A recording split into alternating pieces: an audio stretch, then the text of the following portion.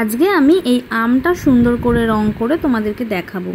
সবাই মন দিয়ে দেখো যে আমি রংটা কিভাবে করছি।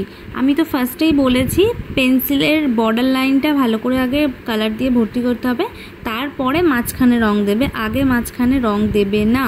তো দেখো আমি রংটা কোথা থেকে শুরু করছি, কিভাবে করছি ভালো করে দেখো।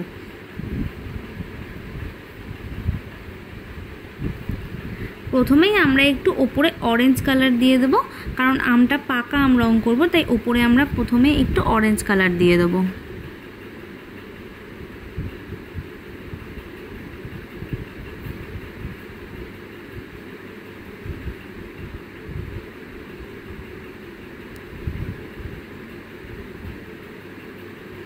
একদমই অল্প কিছুটা জায়গা অরেঞ্জ কালার দিয়ে দেবো, ওপরটা একটু ডিপ করে এই নিচের দিকটা একটুখানি হালকাভাবে নামিয়ে দেব। এবার আমরা শুরু করব ইয়েলো কালার।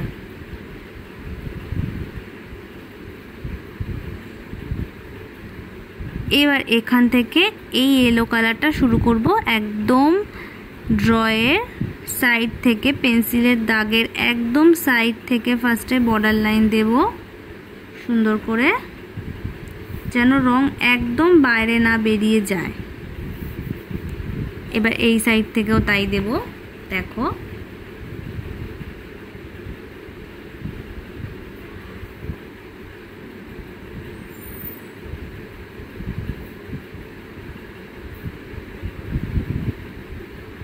সবসময় যে কোনো ড্রয়িংয়ে যখন কালার করবে এরকম পেন্সিলের দাগের সাইডটা ভালো করে করে নেবে। দেখো আমি সাইডটা কত সুন্দরভাবে রং করে নিয়েছি, একদম কিন্তু রং বাইরে বেরোয়নি। এবার মাঝখানটা করবে, কিন্তু এরকমভাবে ইজিবিজি করে নয়, ঠিক যেভাবে ড্রয়িংটা করেছি আমরা আমের এই সাইডটা আমরা পেন্সিল দিয়ে এইভাবে এঁকেছি, তো রংটাও আমাদের এইভাবেই করতে হবে। এই সাইডটা আমরা এরকমভাবে এঁকেছি, তো রংটাও আমাদের এরকমভাবেই করতে হবে।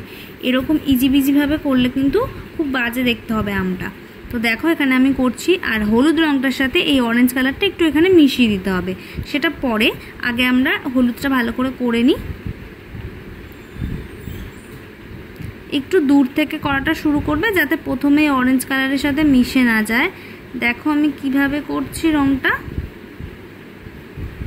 আমি কিন্তু ইজিবিজিভাবে করিনি, রংটা যেভাবে ড্র গেছে সেইভাবেই করছি, দাগগুলো পেন্সিলের যেভাবে গেছে সেইভাবেই করছি। করে এই জায়গাটা আমরা ফার্স্টে ভর্তি করে নিলাম মাঝখানটা সুন্দরভাবে। এবারে আমরা একটু অরেঞ্জ কালারের সাথে মিশিয়ে দেব।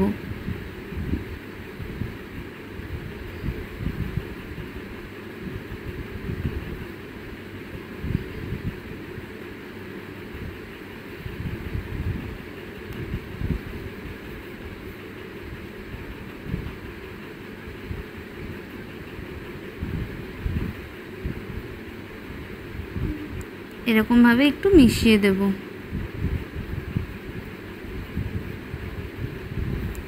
এরমভাবেই করব, এরমভাবে নয়।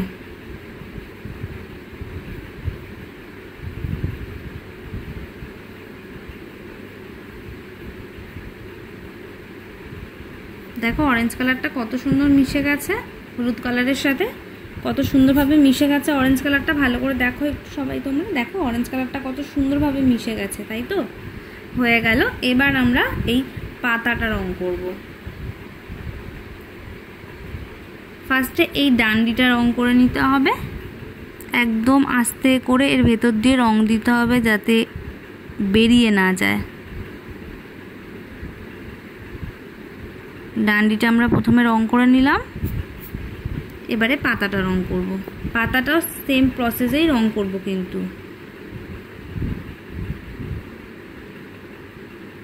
একদম পেন্সিলের দাগের সাইড দিয়ে রংটা দেব।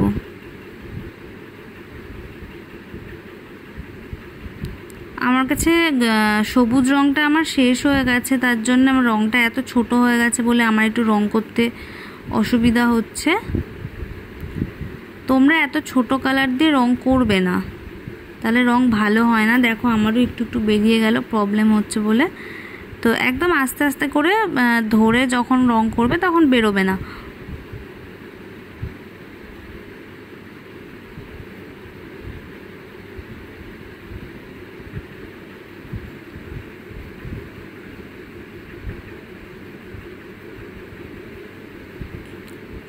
এখানেও কোনো ইজিবিজি নয়, এখানেও এরকম লম্বাভাবেই রঙটা আমরা টানবো।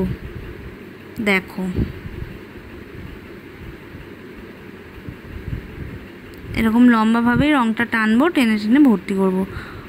যেভাবে পেন্সিলের আঁকাটা গেছে সেইভাবেই রঙটা টানতে হবে। দেখো এই দাগটা এরমভাবে এসছে, পাতাটা আমরা এরমভাবে এঁকেছি, তাই রঙটাও আমরা এরকমভাবেই করব।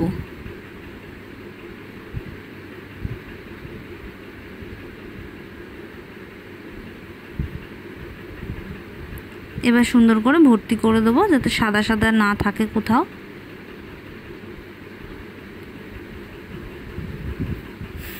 দেখো ম্যাঙ্গোটা কত সুন্দর লাগছে, দেখো সবাই তোমরা দেখো রঙটা কত সুন্দর হয়েছে। এরকমভাবে রং করলে যে কোনো ড্রয়িং দেখতে সুন্দর হবে। আমার ড্রয়িং রং করা তোমাদের পছন্দ হলে সবাই একটু ফলো, শেয়ার, লাইক, কমেন্ট করো, তাহলে আমারও তোমাদেরকে দেখাতে খুব ভালো লাগবে। Thank you.